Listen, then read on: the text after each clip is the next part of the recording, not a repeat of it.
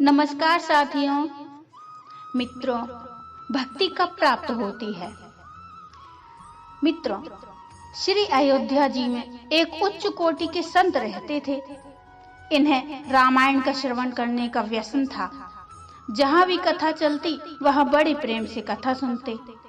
कभी किसी प्रेमी या संत से कथा कहने की विनती करते।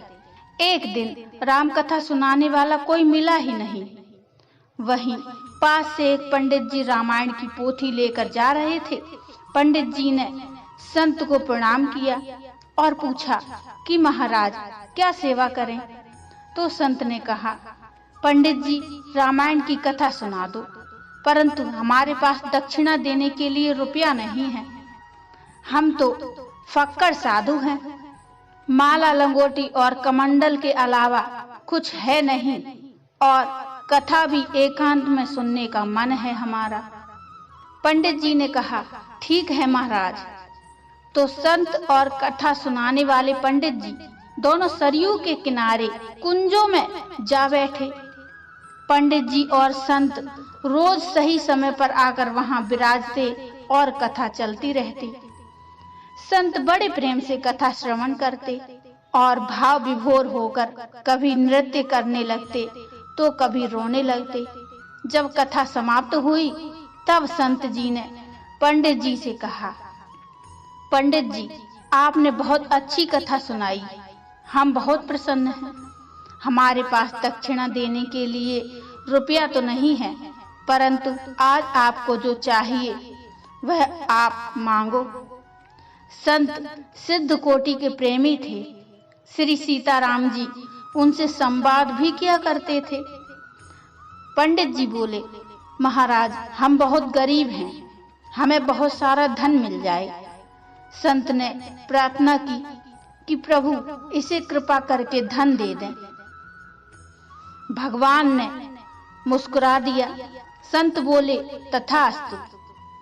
फिर संत ने पूछा, मांगो और क्या चाहते हो?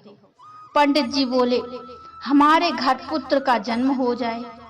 संत ने पुनः प्रार्थना की और श्री राम जी मुस्कुरा दिए। संत बोले, तथास्तु, तुम्हें बहुत अच्छा ज्ञानी पुत्र होगा।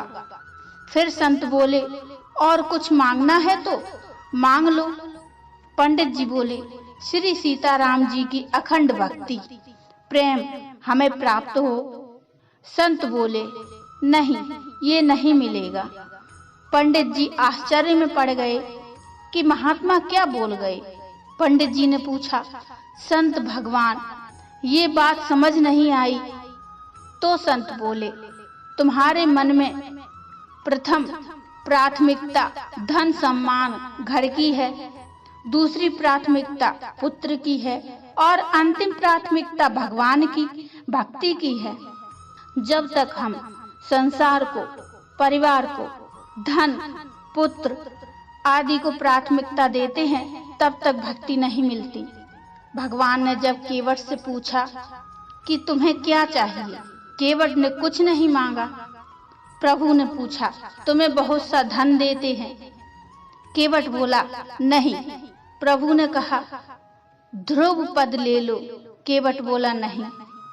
इंद्र पद, पृथ्वी का राजा और मोक्ष तक देने की बात की, परंतु केवट ने कुछ नहीं लिया। तब जाकर प्रभु ने उसे भक्ति प्रदान की। हनुमान जी को जानकी माता ने अनेकों वरदान दिए, बल, बुद्धि, सिद्धि, अमरत्व आदि, परंतु उन्हें प्रसन्नता नहीं हुई। अंत में जानकी जी ने श्री राम जी का प्रेम अखंड भक्ति का वर दे दिया। प्रहलाद जी, उन्होंने भी कहा कि हमारे मन में मांगने की कभी कोई इच्छा ही ना उत्पन्न हो।